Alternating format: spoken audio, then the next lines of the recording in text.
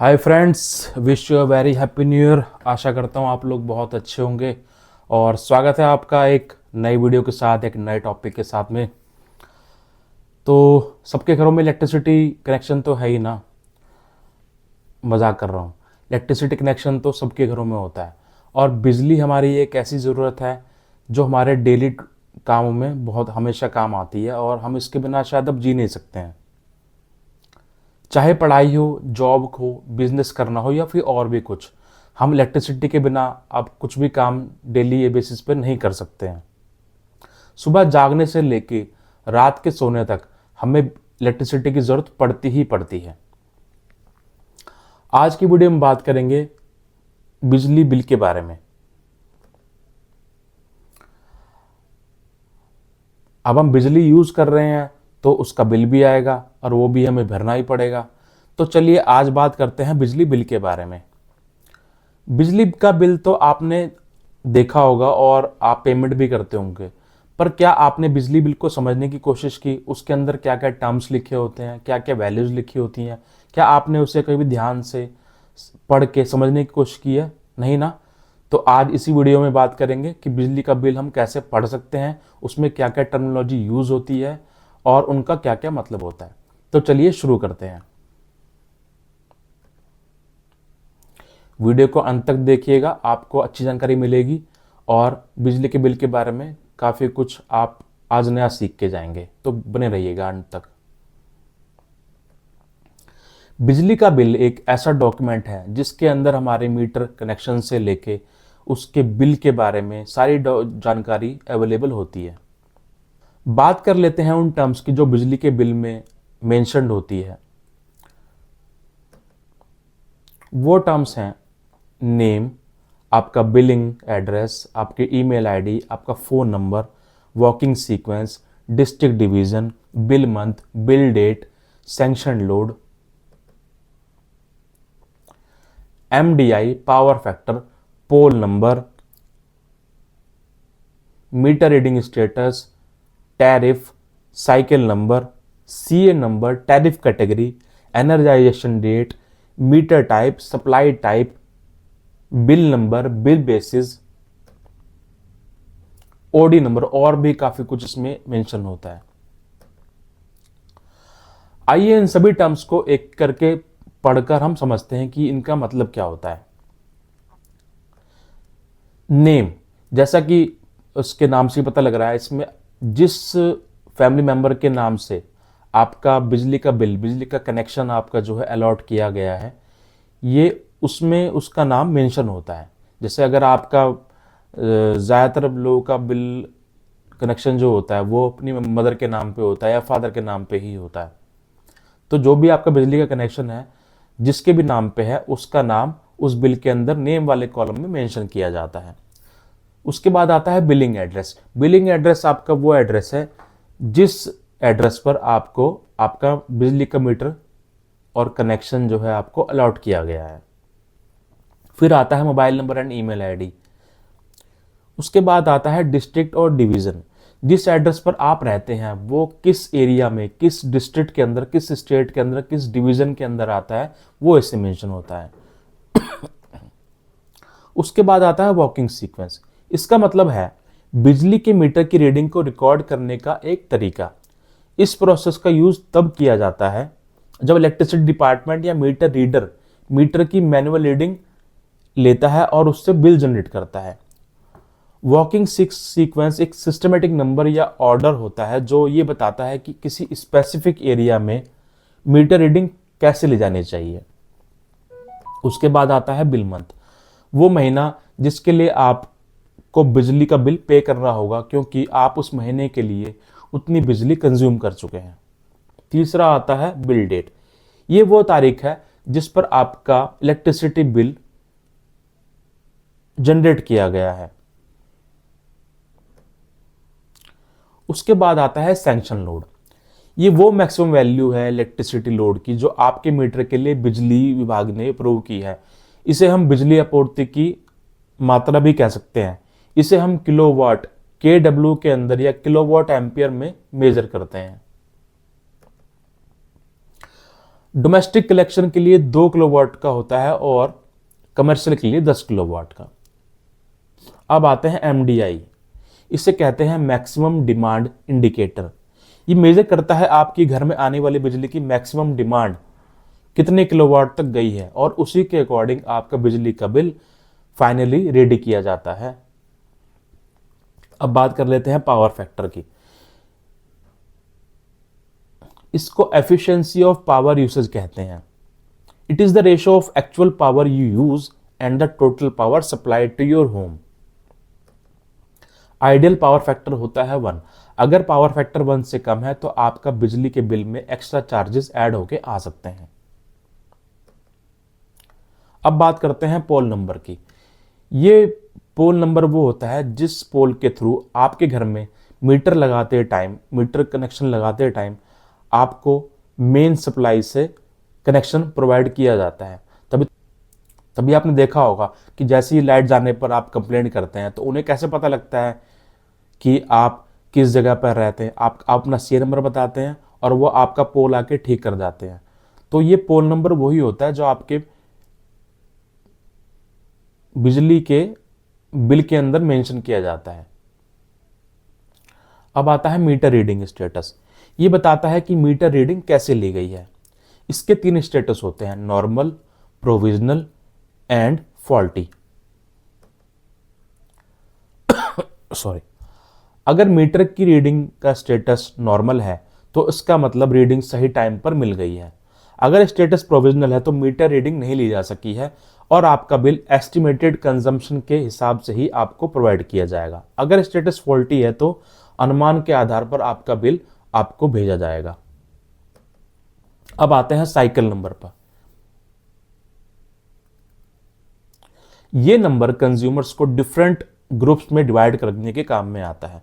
हर billing cycle के लिए एक स्पेसिफिक नंबर दिया जाता है जो बताता है कि आपका बिल कब तक बनकर आएगा। अब बात कर लेते हैं टैरिफ कैटेगरी की। इससे पता चलता है कि आपका कनेक्शन डोमेस्टिक है, कमर्शियल है या फिर इंडस्ट्रियल। सीए नंबर की बात कर लेते हैं। यह आपका कंज्यूमर आइडेंटिफिकेशन नंबर है जिससे पावर प्रोवाइडर को कंज्यूमर को आइडेंटिफाई करने में मदद मिलती है और उसकी डिटेल्स उस सीए नंबर के साथ अटैच होती हैं। बात कर लेते हैं एनर्जाइजेशन डेट की। ये वो डेट होती है, बात कर लेते हैं एनर्जाइजेशन डेट की। ये वो डेट होती है जब से आपका बिजली का कनेक्शन चालू किया गया है और उसकी डेट के हिसाब से ही आपकी बिलिंग चालू हो जाती है। बात कर लेते हैं मीटर टाइप की। इससे पता चलता है कि आपका कनेक्शन सिंगल है फेज है या 3 phase. Single phase connection domestic में यूज किया जाता है और 3 फेज कनेक्शन किया जाता है यूज इंडस्ट्रियल में। बात कर लेते हैं सप्लाई टाइप की। एक होती है लो टेंशन सप्लाई टाइप और दूसरी होती है हाई टेंशन सप्लाई टाइप। लो टेंशन सप्लाई टाइप यूज होती है डोमेस्टिक मीटर कनेक्शन के लिए और हाई टेंशन सप्लाई यूज होती है इंडस्ट्रियल मीटर कनेक्शन के लिए। बिल नंबर, ये आपका बिजली का बिल का एक यूनिक आइडेंटिफिकेशन नंबर होता है। अब बात कर लेते हैं बिल बेसिस की। ये बताता है कि बिल कैसे बनाया गया है। ठीक है, इसके 3 टाइप्स होते हैं, एक्चुअल, प्रोविजनल और एवरेज। एक्चुअल के केस में बिल बनाया गया जाता है मीटर रीडिंग के बेसिस पर। प्रोविजनल में बिल बनाया जाता है अनुमान के बेसिस पर और एवरेज के केसेस में बिल बनाया जाता है आपकी एवरेज कंजम्पशन के डाटा के ऊपर। एक चीज होती है ओडी नंबर, इसे हम बोलते हैं आउटस्टैंडिंग डिमांड नंबर। ये आपके पुराना बकाया अमाउंट को रिकॉर्ड करने के लिए होता है। जो अगर आपका कोई पुराना बिल बचा हुआ है जो आपने पे नहीं किया उसके लिए यूज किया जाता है। अगर कोई पुराना बिल आपका बकाया है तो उसके ओडी नंबर के अंदर उस बिल का डिटेल्स मेंशन की जाएगी। अब कुछ और बातें जान लेते हैं बिल के बारे में। बिल में थोड़ा सा नीचे आने पर हमें कुछ और टर्म्स मिलती है, अब उनके बारे में जान लेते हैं। जैसे कि मीटर नंबर। मीटर नंबर आपके मीटर का एक यूनिक आइडेंटिफिकेशन नंबर होता है। हर कंज्यूमर का मीटर अलग होता है तो हर कंज्यूमर के मीटर के लिए एक अलग मीटर नंबर दिया जाता है, जिससे पावर डिपार्टमेंट उस कंज्यूमर को ट्रैक कर सके। एक होता है बिल्ड कंजम्पशन करंट। ये वो वैल्यू है एनर्जी की जो बताता है कि आपने करंट मंथ में कितना बिजली कंजम्पशन किया है। इसे हम किलोवाट में मेजर करते हैं। एक होता है बिल्ड कंजम्पशन प्रीवियस। ये आपके पिछले महीने बिजली कंजम्पशन, ये बताता है कि आपने पिछले महीने कितना बिजली कंजम्पशन किया है।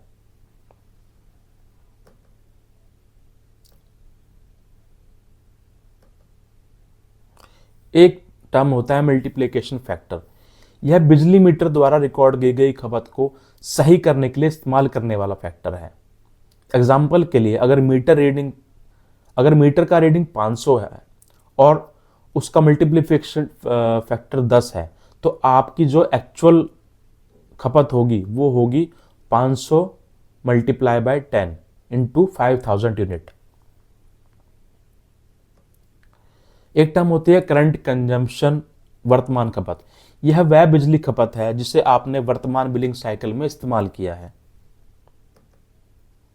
करंट कंजम्पशन को आप निकाल सकते हैं, current consumption is equal to current meter reading minus previous meter reading.